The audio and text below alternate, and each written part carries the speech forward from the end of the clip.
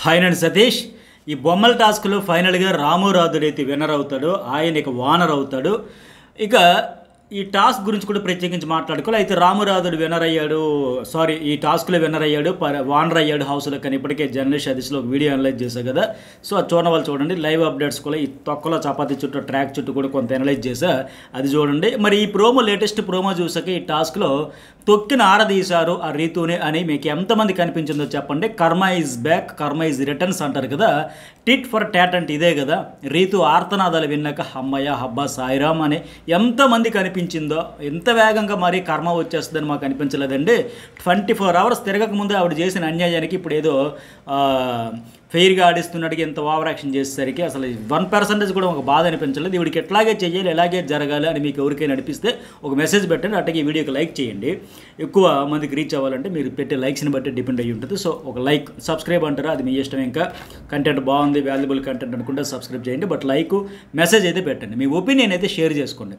అన్నా ప్లీజ్, అన్నా ప్లీజ్, అన్నా ప్లీజ్ అంటే ఆ సుమన్ శెట్టి ఇన్నాళ్ళు చూసిన సుమన్ శెట్టినా అరే అంత దయార్థ హృదయంలాగా సాఫ్ట్గా కనిపించిన ఫ్లోరా షైని, ఈ సుమన్ శెట్టి వీళ్ళందరూ ఎందుకు ఇంత రియాక్ట్ అయిపోయారు అంటే నిన్న చేసిన దెబ్బ కొట్టింది కదా, అన్యాయాన్ని కుడిగట్టింది కదా, ఆ విషయంతో రగిలిపోయి ఉన్నారు. సైలెంట్గా ఉన్న వాళ్ళందరూ వైలెంట్గా రియాక్ట్ అవుతా ఆవిడకి చుక్కలు చూపిస్తూ ఉన్నారు. టిట్ ఫర్ టాట్ అంటే ఇదే కదా. సాధారణంగా నేను ఎప్పుడు రివ్యూస్లో చెబుతూ ఉంటా, ఎన్ని సీజన్లో చెప్పేటప్పుడు కూడా గోడకు కొట్టిన బంతిలాగా మీరు ఇచ్చింది ఎంత వేగంగా ఇసురు కొడతారో, మీరు ఎంత బలంగా ఎంత గట్టిగా కొడితే అంత వేగంగా రిటర్న్ వచ్చి మీకు తగులుతుంది బిగ్ బాస్ హౌస్లో ఎక్కడైనా సరే. సో ఆచి తూచి ఆట ఆడాలి, మాట్లాడాలి, నిర్ణయాలు తీసుకోవాలి. ఇవాళ చెప్పిన దానికి రేపు కట్టుబడి ఉండాలి అంట కదా. బట్ రీతు చౌదరి విషయంలో ఇంత వేగంగా కర్మ ఇస్ బ్యాక్ అని నాకైతే అనిపిస్తూ ఉంది. చాలా వేగంగా వచ్చింది కదా. ఆ బొమ్మలు పెట్టి అవి ఎవరైతే ఎక్కువ పట్టుకుంటారో వాళ్ళు వానర్ చేయాలంటే ఇంతలా ఏడుస్తూ అన్నా ప్లీజ్, అన్నా ప్లీజ్, అన్నా ప్లీజ్ అని అంతలా ఆర్తనాదాలు పెట్టి గిలగిలగిలగిలి గింజుకుంటున్నది కదా ఈ అమ్మాయి. కేవలం వానర్ కోసమే. అవతల వాళ్ళకి ఏం చేసింది, నిన్న నోటి కాడ వరకు వచ్చింది. ఆ కెప్టెన్సీ అనేది ఓడించేసావు కదా. ఒక వారం ఇమ్యూనిటీతో పాటు పైగా అక్కడ భరణి కావచ్చు, ఎంఎన్ఎల్ కావచ్చు, అక్కడ టెనెంట్స్గా ఉండు ఫుడ్ కోసం అవస్థలు పడతా ఉన్నారు కదా. వాళ్ళు గెలవాల్సిన వాడిని ఓడించేసి ఓడిపోతాడు అనుకున్న వాడిని పాజ్ పెట్టేసి బజర్ రాకముందే ఆ తొక్కలో రీజన్ చెప్పేసి టీషర్ట్ మడత పడిందని పాజ్ పెట్టి ఆ పాజ్ గ్యాప్లో ఎక్కడ బజర్ వస్తే బజర్ మోగే సమయానికి ఆ డీమానికి ఎక్కువ రంగు పూస్తుంది కనుక అవుట్ చేయాల్సి వస్తుందని చెప్పి భరణిని అవుట్ చేసేస్తావా. అట్లాగే లాస్ట్లో ఎంఎన్ఎల్ విషయంలో కూడా అన్యాయం చేస్తావా. పాజ్ ఊరికే పెట్టేసి, ఎందుకంటే అక్కడ డీమానికి ఎదురు కలిపి పులిమేస్తున్నారు, రంగంతా రాసేస్తున్నారు, అవుట్ అయిపోతారు. నాకు గ్యాప్ ఇచ్చేసరికి టీషర్ట్ మడత పడింది వంకతో పాజ్ అంటే పెట్టేసి అవుట్ చేసేసి ఇంత అన్ఫెయిర్ డెసిషన్ తీసుకుంటే మరి గెలవాల్సిన వాళ్ళు ఓడిపోయినట్టు ఆల్మోస్ట్ గెలిపించేసావంటే నేనేమనాలి? ఆడియన్స్ ఏమనుకుంటారు? తప్పే లేదండి. ఇట్లా ఆడియన్స్ ఏమో రియాక్షన్ ఎట్లాగే ఉంటుంది. గ్రౌండ్ మొత్తం లాగి గుంజుబడేసి తీసుకోవాలని ఆడియన్స్ అనుకుంటారు. ఇది ఆడియన్స్కి ఉండే ఒపీనియన్ నాకు అనిపిస్తూ ఉంది. ఎందుకంటే నేను వచ్చిన రియాక్షన్ కామెంట్స్ అన్నీ చూస్తే అరే ఎంత తప్పు చేసింది ఈ పిల్ల అని ఎవరికైనా అర్థమైతే ఉంటుంది. సో చూడండి, మీరు ఇన్స్టా కావచ్చు, మన వీడియోలో కావచ్చు, ఎక్కడైనా ఈ షోకి సంబంధించి ఆడియన్స్ రియాక్షన్ చూస్తే తప్పే లేదని ఫీల్ అవడంలో ఏమాత్రం కూడా తప్పులేదు.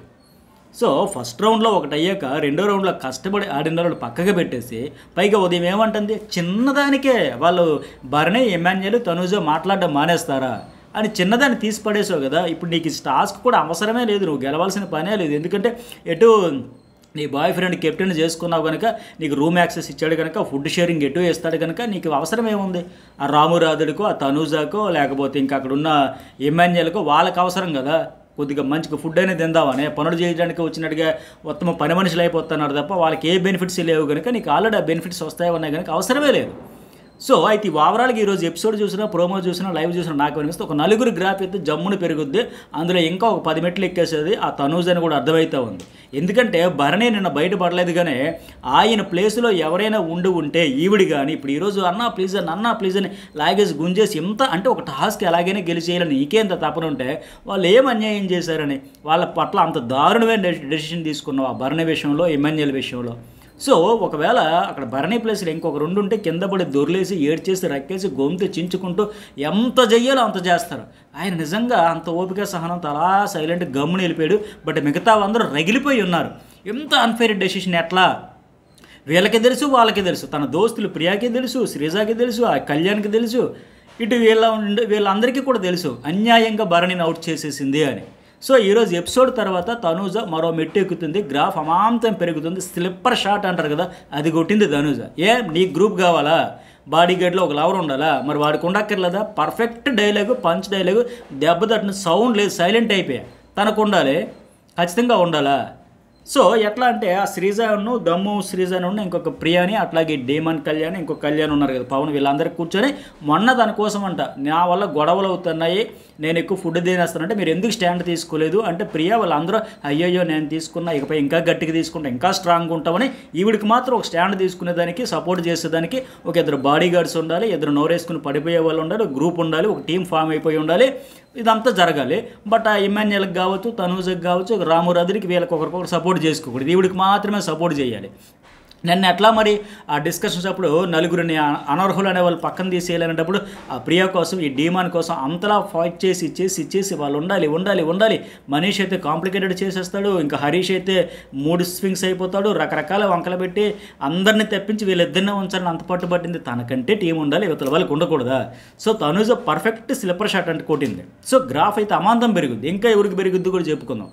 అట్టగే ఎందుక డీమాన్ అంటాడు ఆ లవ్ సింబల్ చపాతీ చేసి పెట్టింది కదా, ఎందుకు ఇలా అందరిలో పబ్లిక్ అయిపోతాం కదా, ఓర్ మీ పాజ్గా ఇలా 70 కెమెరాలో ఉన్నాయి అక్కడ, ఆడియన్స్ అందరూ చూస్తారు, ఇంకా పబ్లిక్ అయ్యేదేంది, అవ్వకపోయేదేంది, మీరు ఇందుకోసం వచ్చారని తెలియలే, మరి అగ్ని పరీక్ష కోసం ఎందుకోసం వచ్చేవాళ్ళు ఆయన బాబు చిట్టి, నీకు తోడు ఆవిడ, పైగా అందరికీ తెలిసిపోద్ది, హౌస్ మేట్స్కి అందరికీ తెలుసు, అందరూ కోఆపరేట్ చేస్తారు, మీ ప్రియా ఫ్రెండ్ కావచ్చు, ఆ శ్రీజ కావచ్చు, ఆ కళ్యాణ్ కావచ్చు, ఇంకే కళ్యాణ్ లేదు లోపల సెగలకి ఎక్కేస్తున్నాడు ఆయన. సో మళ్ళీ ఈయన ఇల్లు ఎంత జలస్ ఫీల్ అయిపోతున్నాడంటే, వెళ్ళు ఆడి దగ్గర కూర్చొని మాట్లాడుకో వెళ్ళు అనేసి ఆ కళ్యాణ్ గురించి చెప్పడం ఈ ఎవరి రీతితో. ఆయన లేదు నేను వెళ్ళలేదు, నువ్వు మరి అటు ఇటు వెళ్తున్నావు, వీళ్ళ దగ్గర కూర్చున్నావు, నేను ఫీల్ అయ్యానంటే వీళ్ళు ఏమన్నా స్వీట్ 16 లవ్ ఎట్ ఫస్ట్ సైటా, అంత కరువుతో ఉండొచ్చారా, నిజంగా ఇంతవరకు బయట ఏమీ తెలియదా, అంత ఫ్రెష్గా అలాగా ఇంటర్మీడియట్ కాలేజ్ పిల్లలంటే సరే ఏజ్ని బట్టి హార్మోన్స్ బట్టి అవన్నీ సరే ఆ ఏజ్ ముచ్చట్లు ఆ ఏజ్లో ఉంటాయి అనుకోవచ్చు, కానీ ఇదేంద్ర నాయన ఇట్లా. పైగా మళ్ళీ నేను వస్తే నువ్వు చూడలేదు, నువ్వు వస్తే నేను చూడలేదు, నీ ముచ్చట్లు పెట్టుకొని వీళ్ళకి మాత్రం ట్రాక్ కావాలి, గ్రూప్ కావాలి, టీం కావాలి, బ్యాచ్ కావాలి, వీళ్ళే గెలవాలి, పక్కవాడు ఎట్ట సంకనాకపోయినా పర్వాలే, బట్ ఈవిడికి వచ్చేసరికి మాత్రం ఈరోజు నొప్పి తెలుస్తూ ఉంది. అయితే ఈరోజు అందరూ ఆవిడ బాధపడడం చూసి ఎవరు కూడా ఆడియన్స్ బాధపడరు అనుకుంటున్నా. ఇందాక నేను తమ్మునేలు పెట్టే కదా, నా ఉసురు తగులుతుంది అన్నట్టు ఎవరు ఎమ్మెన్యేలు ఆ భరణి ఎగ్జాక్ట్గా అదే జరిగింది. ఇప్పుడు వాళ్ళ ఉసిరే తగిలిందేమో, ఎందుకు గుంజి పడేశారనిపిస్తూ ఉంది. ఇప్పుడు అరుపులతో పడిపోవడానికి ఇద్దరు ఇట్లా పెట్టుకొని రచ్చ చేసేస్తే అయిపోద్దా?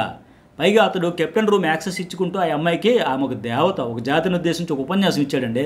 తన పని తను చేస్తుంది, అందరినీ సమానంగా చూస్తుంది, 2 కళ్ళులా చూస్తుంది. ఈ బాబు ఆ డీమన్ పవన్ ఈవిడ గురించి చెప్పే స్పీచ్ వింటే నా కడుపులో దేవేసినంత పని అయ్యింది ఆ స్పీచ్ చూస్తే. ఇప్పుడు అందుకే సంజనా ఫ్లోరా నిన్న ఈవిడ చేసిన దానికి తప్పే లేదని ఆ 2 చేతులు పట్టుకుని గుంజి పడేస్తా ఉన్నారు. ఎందుకంటే భరణికి ఎమాన్యుయల్కి చేసింది అంత దారుణంగా ఉందని వాళ్ళందరికీ అర్థమే. అక్కడ స్పాట్లో సంజనా కూడా అడిగితే మీకు చెప్పాల్సిన పనిలే, నేను వాళ్ళకి చెబుతా, మరి వాళ్ళకి ఎందుకు చెప్పు ప్రియాకి శ్రీజాకి.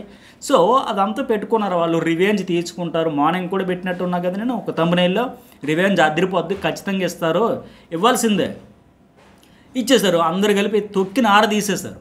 ఆ సుమన్ శెట్టి అన్న ప్లీజ్ అంటే లాక్కెళ్ళిపోయి ఏమన్నా లేదు. ఎందుకంటే ఆయన ఏడవడం ఎమోషన్ అవ్వడం చూసాడు. అరే ఫస్ట్ నుంచి లాస్ట్ వరకు అంత దారుణంగా ఎట్లా చేస్తుంది పాపం తనూజ్ అనేసరి, సర్లే అమ్మ సంచాలకు ఫైనల్ డేషన్ కదా ఇంకేం చేస్తాం, సరే ఆవిడ చేయాల్సింది ఆవిడ చేసింది, ఆ టైం వచ్చినప్పుడు మనం చేద్దామని ఇచ్చి పడేస్తారు ఈ సుమన్ శెట్టి వీళ్ళందరూ కలిపి తీసుకుపోయి బాక్సులు వేస్తున్నాడు. అయితే ఓవరాల్ ఎపిసోడ్లో డమ్మీ పీస్ ఎవరంటే రామురాదుడే. ఎందుకంటే మొన్న టాస్క్ వేరే వాళ్ళ కోసం అంత టాస్క్ ఆడే 100% ఇస్తే సృష్టి వరం కోసం కదా, ఎంత మంచి పేరు వచ్చింది. అరే భయ్ భలేగా ఆడాడు, గెలిచింది శ్రీజ అయినా పేరు వచ్చింది ఇతడికి, హోస్ట్ కూడా అప్రిషియేట్ చేశారు. ఈరోజు మొత్తపోపులో 2 చేతులు కట్టుకుని నిలబడతాడంటే నీకోసం పక్క వాళ్ళ తనూజ ఫైట్ చేస్తుంది, ఎమాన్యుయల్ ఫైట్ చేస్తున్నాడు, వీళ్ళందరూ ఫైట్ చేస్తుంటే ఇలా చేతులు కట్టుకుని ఉత్సవ విగ్రహంలో నిల్చోవడం ఏంటి, ఏమనాలి ఇంకా డమ్మీ పీస్ అనకపోతే. అయితే నోరేజ్కి పడిపోవాలి, అది ఎటు మనకు లేదు. లేదా ఇలాంటప్పుడు గట్టిగా ప్రొటెక్ట్ చేసుకోవాలి, అటాక్ అయినా చెయ్యాలి. అది లేక ఇది లేక నువ్వు అంత శుద్ధపూసలాగా ఇలా కూర్చుంటే పక్కన ఉన్న శుద్ధపూస అనుకోవాలి. రీతి చౌదరిని నిన్న అంత అన్యాయంగా అతను ఓడించినప్పుడు నువ్వు అర్థం చేసుకోవాలి కదా రాము. అర్థం కాకపోతే ఎట్లా, ఎమ్మెల్యేలు ఎందుకు వీడు ఇలా మౌనంగా ఉన్నాడు నాకు అర్థం కావట్లేదు, ఎలిమినేట్ అవుతాడు కదంటే ఎవడు ఎట్టా పోనీ, అవతలు ఉన్న ఎవరు అవతల పర్సన్ బట్టి నువ్వు అనుకోవాలి కదా, ఎథిక్స్ ఉంటాయి. సరే ఎవరు సంపాదించుకుందో వాళ్ళు ఉంచుకుందా, అటాక్ వద్దు, ప్రొటెక్ట్ మాత్రం చేసుకోండి ఇట్లా అనుకునే బ్యాచా. పక్కన ఆవిడని చూసి నిన్నే కదా నువ్వు చూసే వాటంతా, మరి ఎట్లా అంత సైలెంట్గా ఉండిపోతాడు రామురాదుడు. సరే ఫైనల్గా అయితే ఆయనకైతే ఇచ్చారు, విన్ అయితే అవుతాడు. ఇప్పుడు ఇంకోటి ఏంటి, తనూజ అక్కడ స్లిప్పర్ షర్ట్ కొట్టడంతో పాటు ఇక్కడ ఆవిడ లాక్కి వెళ్ళిపోతే లాస్ట్లో బాక్స్ కింద తనూజ ఉండింది. కొద్దిగా ఆలోచించాలి, చూసుకోవాలి. ఫిజికల్ టాస్క్లు అయ్యేటప్పుడు కింద ఉండిపోయింది, ఆ తర్వాత బాక్స్ పడేసి ఆవిడ గుండెల మీద కూర్చొని పొట్ట మీద కూర్చొని కూడా బొమ్మలు లాక్కునే ప్రయత్నం చేస్తూ ఉంటే ఖచ్చితంగా ఇక్కడ ఫిజికల్ కావచ్చు, అక్కడ ఆవిడ ఇచ్చిన పవర్ఫుల్ డైలాగ్తో కావచ్చు ఆవిడ గ్రాఫిక్ అమాంతం పెరుగుతుంది. సో మొత్తానికి ఈరోజు సంజన, ఫ్లోరా, సుమన్ శెట్టి, ఈ తనుజ వీళ్ళ నలుగురికి కూడా కంప్లీట్గా పాజిటివ్ ఎపిసోడ్ అవుతుంది. ఆవిడ మీద ఉన్న ఫ్రస్ట్రేషన్ ఆడియన్స్కి అందరికీ వీళ్ళ నలుగురు కూడా అదే మాదిరిగా రగిలిపోయి ఈరోజు ఇచ్చి పడేశారు కనుక వాళ్ళకి పాజిటివిటీ వస్తుంది అని నేను అనుకుంటున్నా. మరి లైవ్ ఎపిసోడ్ చూసాక మళ్ళీ మనం మాట్లాడుకుందాం, ఓటింగ్ అనాలిసిస్ కూడా చేద్దాం. ట్విస్ట్లు అయితే ఉండబోతున్నాయని నాకు అర్థమవుతుంది గ్రాఫ్ చూస్తే, ఈ వారంలో జరిగిన పరిణామాలు చూస్తే. మరి వీడియోకి లైక్ చేయండి, సబ్స్క్రైబ్ చేయండి, మీ ఒపీనియన్ అయితే మెసేజ్ పెట్టండి.